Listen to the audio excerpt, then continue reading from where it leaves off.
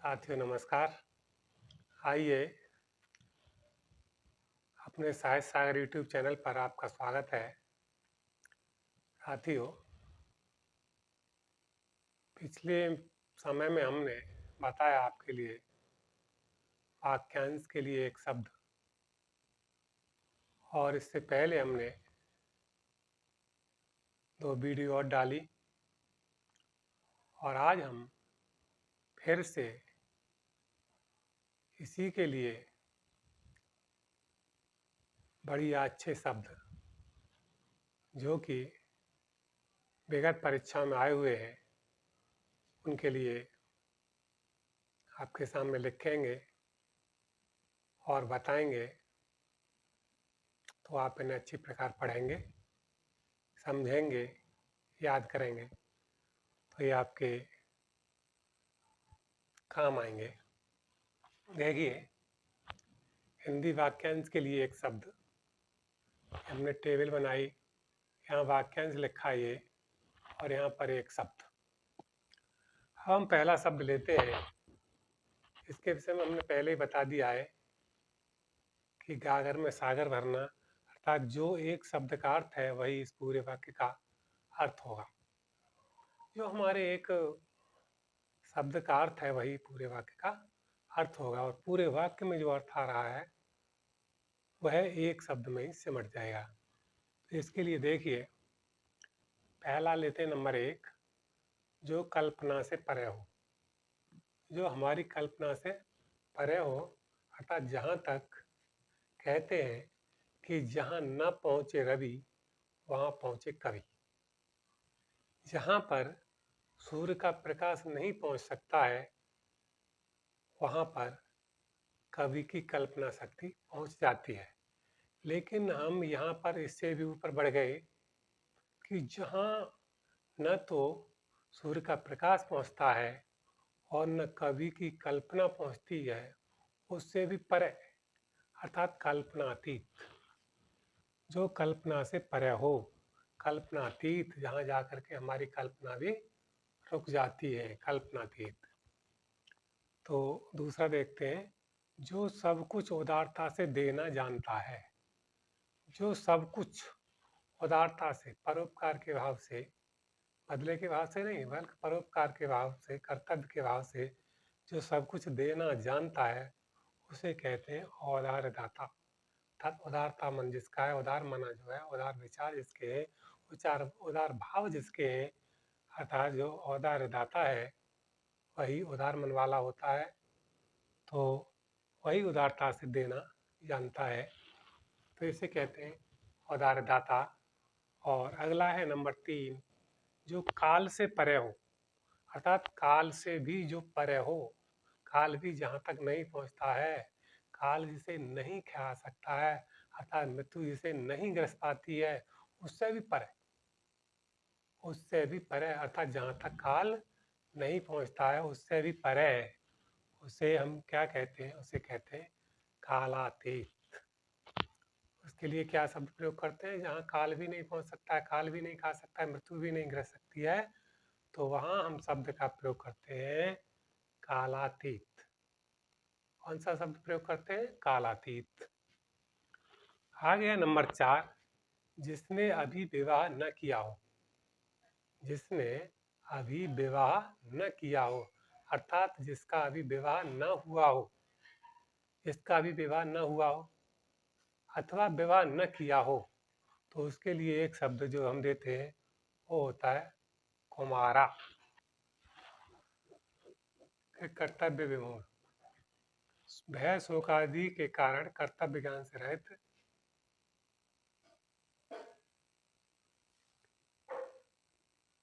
के कर्तव्य विमूढ़, कर्तव्य विमूढ़। लेखन अति उत्तम होना, जिसका लेख अति उत्तम हो, बहुत सुंदर हो, अधिक अच्छा लगता हो, तो लेखन अति उत्तम होना, इसको कहते हैं कलम तोड़ना। कलम तोड़ना, अर्थात लेखन उत्तम होना, कलम तोड़ना। कहते बहुत सुंदर लिखता है कि लिखते लिखते उसने तो लिखते लिखते कलम तोड़ दी। तो अति उत्तम होना। अगला है जो अच्छे या ऊंचे कुल में उत्पन्न हुआ हो। जो अच्छे या ऊंचे कुल में उत्पन्न हुआ हो उसे कहते हैं कुलीन। क्या कहते हैं? कुलीन। कुलीन। कुलीन कहते हैं जो अच्छे कुल में उत्पन्न होता है। जिसके विषय में कहा गया है कि जो अच्छा होता है, अच्छे कुल में जन्म लेता है, तो उसकी करनी भी ऊंची ही होनी चाहिए, अच्छी भी होनी चाहिए। जैसे कबीर ने कहा है, ऊंचे कुल का जन्मिया करणी ऊंच न होए, सौवर्ण कलश सुरा भरा साधु निंदा सोए। अर्थात ऊंचे कुल में जो जन्म लेता है उसका कार्य भी ऊंचाई होना चाहिए। तो जो ऊंचे कुल में उत्पन्न हुआ उसे कहते हैं कुलीन। अच्छा, जिसकी बुद्धि कुश की नोक के समान तीखी हो। नंबर 8 पर है ये, जिसकी बुद्धि कुश की नोक के समान तीखी हो, अर्थात पैनी हो, उसमें नुकीलापन हो। कैसी बुद्धि हो? कुश की नोक के समान तीखी, नुकीली, तेज बुद्धि हो, उसे कहते हैं कुशाग्र बुद्धि। उसे क्या बोलते हैं? कुशाग्र बुद्धि।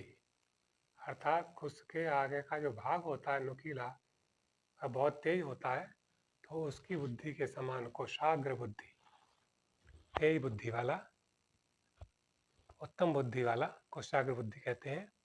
नंबर 9, जिसे बाहरी जगत का ज्ञान ना हो। जिसे बाहरी जगत का ज्ञान ना हो, या फिर कहिए जो सिर्फ अपने तक ही सीमित हो। जो सिर्फ अपने तक ही सीमित हो, अपनी ही बात जानता हो, बाहरी जगत का जिसे कोई ज्ञान ना हो, उसे क्या कहते हैं? उसके लिए एक शब्द है कूप मंडूक। कूप मंडूक। अर्थात ये जो कूप मंडूक है, ये अपने तक ही सीमित रहते हैं, ये बाहरी जगत की इन्हें कोई जानकारी नहीं होती। तो इसके लिए शब्द है, जैसे बाहरी जगत का ज्ञान न हो, इसे कहते हैं कूप मंडूक। नंबर 10 है, किए हुए उपकार को भूल जाने वाला। जिसके साथ में उपकार कर दिया लेकिन फिर भी वह उसे भूल गया कि किसी ने हमारे साथ में कितनी अच्छाई की है या बुराई की है, तो अच्छे का फल हमें अच्छाई से देना चाहिए, वो भूल जाता है, उसे कहते हैं कृतज्ञ। कृतज्ञ, अर्थात कृतज्ञ कहते हैं उसे। और नंबर 11, किए हुए उपकार को मानने वाला। यहाँ पर किया उपकार को भूल जाने वाला कृतज्ञ, और यहाँ है हमारे किए हुए उपकार को मानने वाला, उसका बदला देने वाला, उसे हम कहते हैं कृतज्ञ। उसे कहते हैं कृतज्ञ। अर्थात किए हुए उपकार को मानने वाला, इसे कहते हैं हम कृतज्ञ, मानने वाला।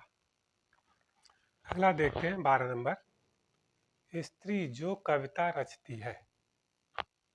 स्त्री जो कविता रचती है और पुरुष जो कविता रचता है, पुरुष जो कविता रचता है उसे हम कहते हैं रचयिता या कवि। जो कविता रचता है उसे कहते हैं रचयिता या कवि, और ये रचती है इसलिए इसे कहते हैं कवयित्री। इसे कहते हैं जो स्त्री जो कविता रचती है उसे कहते हैं कवयित्री। कवयित्री, कविता रचने वाले के लिए कहते हैं कवयित्री। नंबर 13 है, जो अपने काम से जी चुराता हो। अर्थात जो काम न करता हो, कोई बहाने ढूंढता हो, उसमें कोई बहाने लगाता हो, काम से जी चुराना अर्थात बहाने खोजना मुहावरा है। तो जो अपने काम से जी चुराता हो उसके लिए हम शब्द का प्रयोग करते हैं काम चोर। क्या शब्द प्रयोग करते हैं? आइए साथ साथ बोलिए, काम चोर, कामचोर, जो काम से जी चुराता हो उसे कामचोर कहते हैं। और यहाँ पर 14 नंबर पर देखिए, जिसके सिर पर बाल न हो। जिसके सिर पर बाल ना हो अर्थात बिल्कुल ही सर पे कोई भी बाल ना हो, एक भी बाल ना हो, तो इसके लिए क्या कहते हैं? गंजे सिर को देखकर गंजा दीना रोए, अर्थात गंजा। जिसके सिर पर बाल न हो उसे कहते हैं गंजा। क्या कहते हैं? गंजा। गंजा कहते हैं जिसके सिर पर बाल ना हो, उसके लिए गंजा। अब अगला देखिएगा, जो पहाड़ को धारण करता हो। जो पहाड़ को धारण करता हो अर्थात पहाड़ को किसने धारण किया है? भगवान श्री कृष्ण ने। भगवान श्री कृष्ण ने पहाड़ के लिए अपनी उंगली पर उठा लिया था। उस पहाड़ का क्या नाम था? गोवर्धन है। गोवर्धन पर्वत जो था उसको अपनी उंगली पर उठा लिया था। और पहाड़ को किसने उठाया था? पहाड़ के लिए रावण ने भी उठाया था। कैलाश पर्वत के लिए उठाया था भगवान शंकर सहित। भगवान शंकर सहित पहाड़ के लिए रावण ने भी उठाया था। और भगवान श्री कृष्ण ने भी पहाड़ को उठा लिया था, गोवर्धन पर्वत को। और पहाड़ को अपने हाथों पर हनुमान जी ने भी उखाड़ लिया था जब संजीवन बूटी लाए थे। और संजीवन बूटी का कोई पता ही न लग पाया, क्योंकि वो सभी चमक रही थी, सभी चमकीली थी, उनमें सभी में तेज था, पहचान नहीं हो पाई। इस कारण उन्होंने पर्वत को ही उखाड़ लिया। तो यहाँ पर है कि जो पहाड़ को धारण करता हो उसको क्या कहते हैं? गिरधारी। गिर माने पहाड़, धारी माने धारण करने वाला, अर्थात पहाड़ को धारण करने वाला। गिरधारी, नाम पड़ा गिरधारी, अर्थात गिरधारी। अब नाम पड़ा जब गिरवर को उठा लिया था, पहाड़ को उठा लिया था, तो नाम पड़ा गिरधारी। तो यहाँ पर ये गिरधारी हुआ। अब आगे हम लेते हैं, ये हमारा 16 नंबर है। यहाँ पर वाक्यांश नंबर 16 है, जो सदा से चला आ रहा हो। जो सदा से चला आ रहा हो, जिसके विषय में कोई नहीं जानता आज तक, सदा से चला आ रहा है, हमेशा से चला आ रहा है, उसे हम क्या कहते हैं? सनातन। और समय से चला आ रहा है, जिसके विषय में कुछ नहीं पता कि ये कब से चला आ रहा है, उसे हम कहते हैं सनातन। जिसका कोई न आदि है और न ही अंत है, शुरू से चला आ रहा है, प्रारंभ से ही चला आ रहा है, न जाने कब से चला आ रहा है, उसे हम कहते हैं सनातन। और दूसरा शब्द इसके लिए प्रयोग करते हैं शाश्वत। सनातन के लिए ही हम दूसरा शब्द क्या प्रयोग करते हैं? शाश्वत। तो यहाँ पर जो सदा से चला आ रहा हो उसके लिए हम प्रयोग करते हैं शाश्वत। शाश्वत अर्थात शाश्वत। और अगला है, जहाँ से अनेक मार्ग चारों ओर जाते हैं। जहाँ से अनेक मार्ग अर्थात बहुवचन में आ जाता है। तुम्हें पता है इंग्लिश में 2 वचन होते हैं, हिंदी में भी 2 वचन होते हैं, और संस्कृत में 3 वचन होते हैं, है? तो 2 के बाद ही हम बहुवचन मान लेते हैं। अब बहुवचन में कितनी भी संख्या आ जाए वो तो बहुतों के लिए है। तो यहाँ पर अगर बहुत से भी हैं तो हम चौराहा बोलते हैं। जो सदा से चला आ रहा हो उसे शाश्वत बोलते हैं, सनातन बोलते हैं। और जहाँ से अनेक मार्ग चारों ओर जाते हैं, अनेक रास्ताएं चारों ओर जाती हैं, अनेक मार्ग जाते हैं, तो वहाँ पर हम कहते हैं इसे चौराहा। क्या कहते हैं इसे? चौराहा। चौराहा कहते हैं जहाँ से कई मार्ग सभी ओर जाते हैं, अर्थात जहाँ से अनेक मार्ग चारों ओर जाते हैं। तो ये रहा हमारा चौराहा। और यहाँ पर यह है हमारा 18 नंबर। वाक्यांश नंबर 18 है, वाक्य नंबर 18 है। इसके लिए हम एक शब्द का प्रयोग कर रहे हैं। तो जो आपके सामने है, इन वाक्यों का प्रयोग करने के लिए देखिए, जानने की इच्छा रखने वाला। जानने की इच्छा रखने वाला, यदि हम किसी चीज़ को जानने की इच्छा नहीं रखेंगे तो हम आगे नहीं बढ़ेंगे।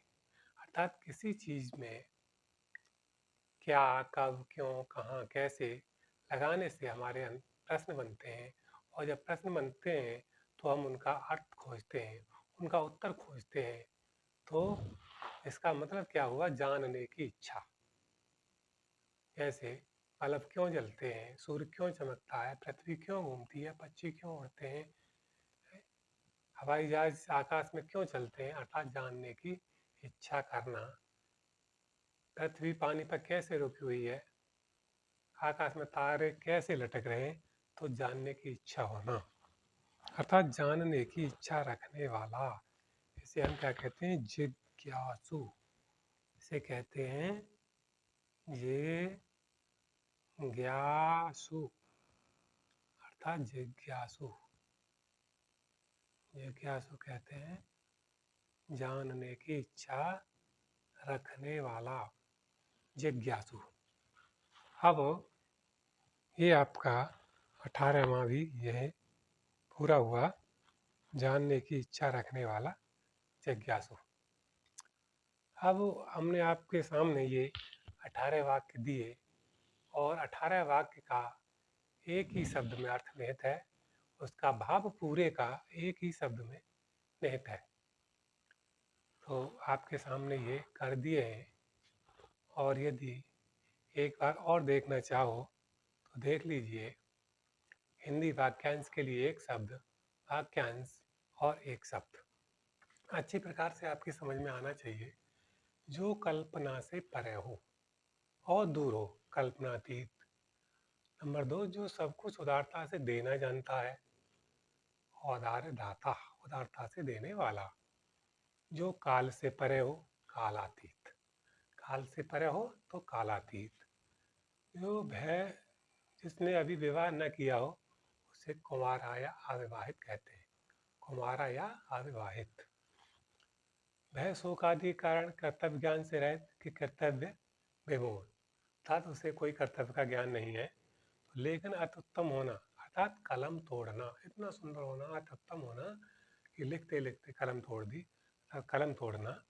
नंबर 7, जो अच्छे या ऊंचे कुल में उत्पन्न हुआ हो, कुलीन कहते हैं उसे, ऊंचे कुल में जन्म लेने वाला कुलीन। नंबर 8, जिसकी बुद्धि कुश की नोक के समान तीखी हो, नुकीली हो, पैनी हो, उसे कहते हैं कुशाग्र बुद्धि।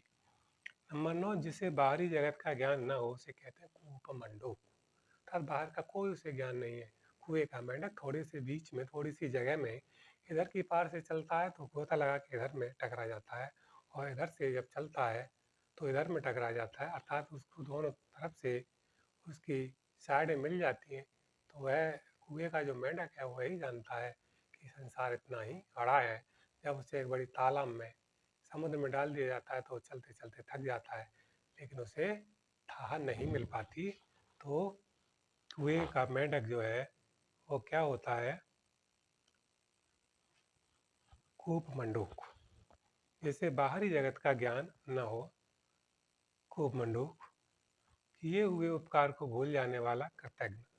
भूल गया, अब तुम्हारा कोई भी जवाब उसके पास नहीं है। किए हुए उपकार को मानने वाला कृतज्ञ, मानता है, एहसान बंद है, मानेगा। तो स्त्री जो कविता रचती है, कवियत्री कहते हैं। अगर पुरुष रचता है तो कवि कहते हैं, और स्त्री रचती है तो कवियत्री कहते हैं। 13, जो अपने काम से जी चुराता है उसे कामचोर कहते हैं। जी चुराने वाला, बचने वाले को कामचोर कहते हैं। जिसके सिर पर बाल न हो उसे गंजा कहते हैं। गंजा, सर पर कोई भी बाल न होना। और जो पहाड़ को धारण करता हो उसे गिरधारी, गिरवर कहते हैं। इसमें हमने कई नाम बताए। और जो सदा से चला आ रहा है उसे हम सनातन कहते हैं, शाश्वत कहते हैं, हमेशा रहने वाला कहते हैं। तो ये हुआ हमारा शाश्वत। शाश्वत शब्द हुआ इसके लिए। जहाँ से अनेक मार्ग चारों ओर जाते हैं, अनेक रास्ताएं जाती हैं, अनेक मार्ग जाते हैं, उसे हम चौराहा कहते हैं, चौराहा। और नंबर 18वां वाक्य है, जानने की इच्छा रखने वाला। जो जानने की इच्छा रखता है, जानने के लिए आगे बढ़ता है, ज्ञान प्राप्त करने की इच्छा रखता है और उसे पाने का प्रयत्न भी करता है, तो वह होता है जिज्ञासु। क्या होता है? जिज्ञासु। तो साथियों, आज हमने ये टेबल आपको दी। वाक्यांश के लिए एक शब्द आपकी समझ में अच्छी प्रकार आया होगा, अच्छे हैं याद करने की दृष्टि से। तो आपको ये कैसे लगे, तो हमारी वीडियो शेयर करें, सब्सक्राइब करें और कमेंट भी करें। तो इसके लिए बहुत बहुत धन्यवाद और खुश रहो, प्रसन्न रहो। जय हिंद, जय भारत।